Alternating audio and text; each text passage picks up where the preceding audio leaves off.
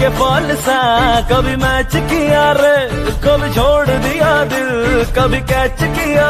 Hallelujah धन्यवाद हो मु तुम प्रिय पुत्र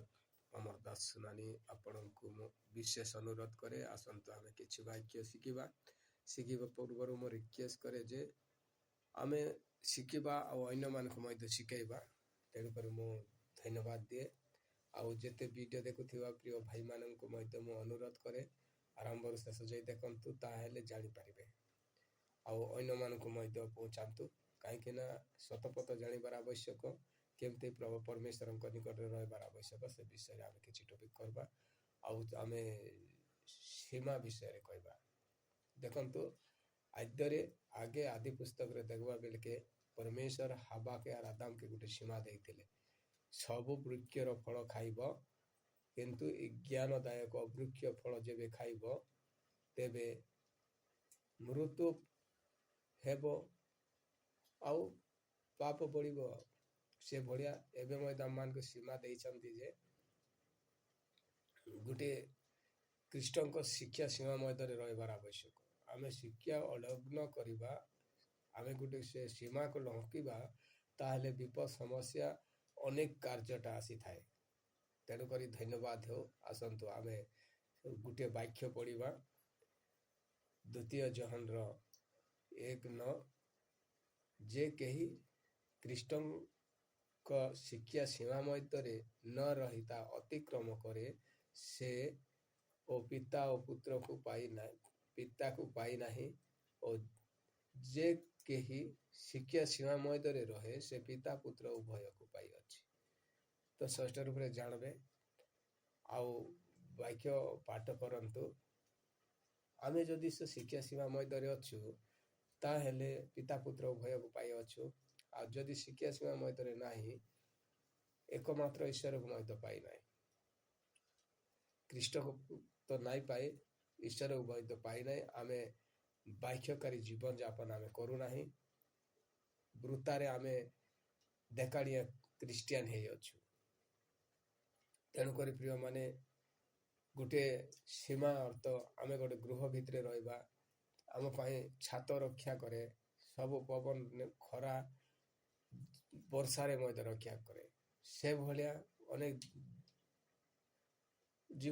जीवाणु ठारू मध्य रक्षा पाई पारू तेणुक आम जीशुख्रीष्ट पाखे जदि अच्छु ताहेले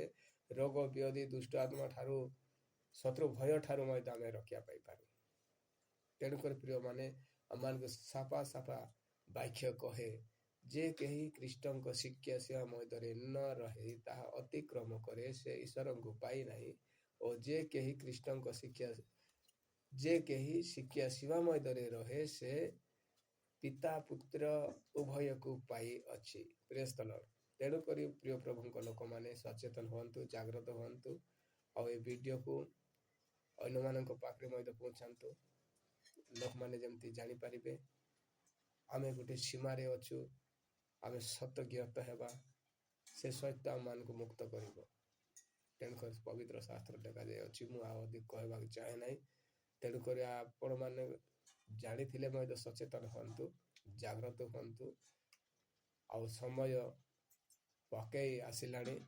तेणुक सचेतन हो जागृत हो आउ निशा द्रव्य अनेक व्यवचार हिंसा क्रोध ठारू आमे माने पलायन करू तेणुक आपण देखी जोसेफ मध्य के भलिया व्यवचार ठारू से स्त्री ठारू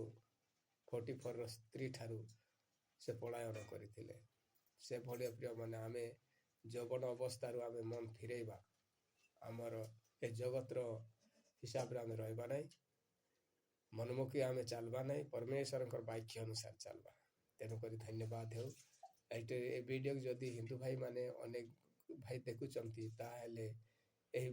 वाक्य अनुसार चलंतु निश्चय अनंत जीवन लाभ करिवे आ जीशु ख्रीष्ट आम पाप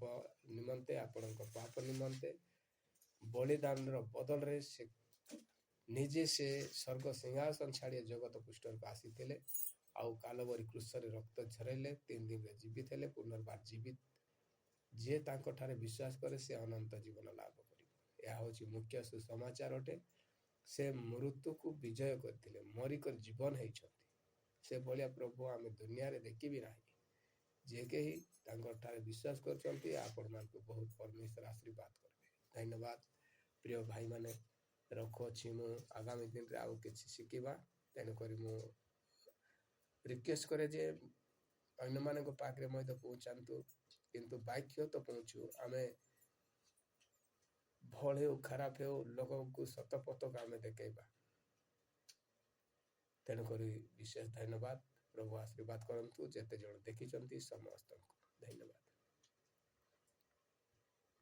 ये कहा है दिल से मोहब्बत हो गई है तुमसे।